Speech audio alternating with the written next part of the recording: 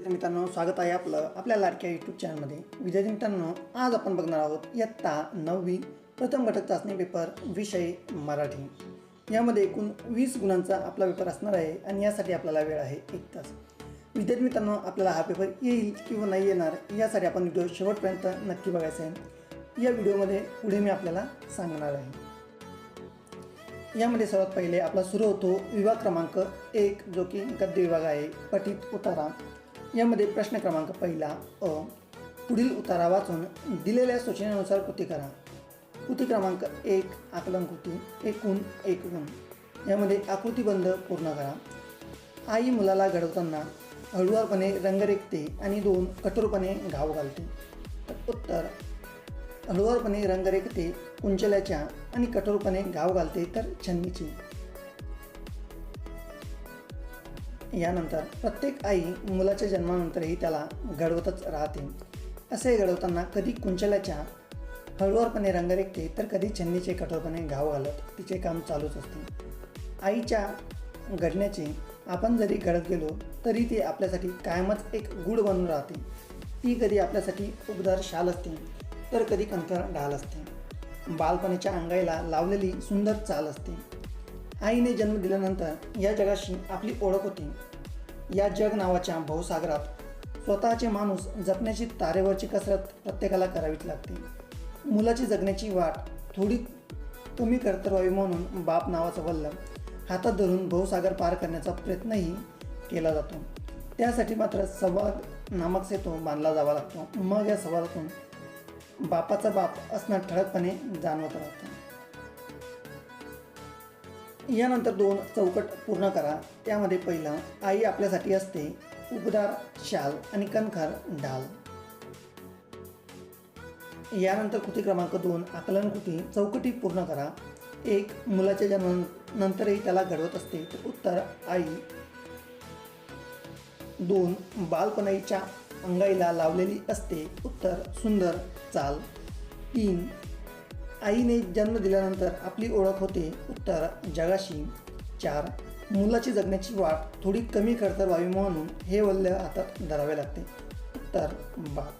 तर अशा प्रकारे याचे उत्तरही येणार आहेत. यानंतर कृती क्रमांक 3 स्वमत कृती. आ. तुमच्या सर्वात जवळच्या मित्राचे मैत्रिणीचे नाव काय? मित्राचं नातं तुम्ही कसे निभवता हे सविस्तर लिहायचं आहे. तर विद्यार्थी मित्रांनो, आपल्याला हा प्रश्न आपल्या स्वतःच्या मनाने ते सांगायचा आहे. यानंतर विभाग क्रमांक 2 पद्य विभाग. यामध्ये प्रश्न क्रमांक 2 अ. कवितेच्या आधारे दिलेल्या सूचनेनुसार कृती करा. एकूण 2 गुण. त्यामध्ये 1 ऋतू आणि संत यांच्यातील साम्य लिहून तक्ता पूर्ण करा. वृक्ष संत. तर उत्तर वृक्ष मान अपमान समान जाणत नाही तर वृक्ष यांना मान अपमानाची जाणीव होत नाही तर संत निंदा आणि स्तुती समान मानतात. त्यानंतर आकृती पूर्ण करा. संत या गोष्टी समान मानतात तर उत्तर निंदा आणि स्तुती या गोष्टी संत समान मानतात. यानंतर वृक्ष हे जाणत नाही तर उत्तर मान आणि अपमान. वृक्ष हे मान आणि अपमान या जाणत नाहीत. यानंतर कृती क्रमांक 3 पुढील कवितेवर दिलेल्या मुद्द्यांच्या आधारे कृती सोडवा. कविता संतवाणी वृक्ष जैसा नेहमी. यामध्ये प्रस्तुत कवितेचे कवी आणि कवयित्री.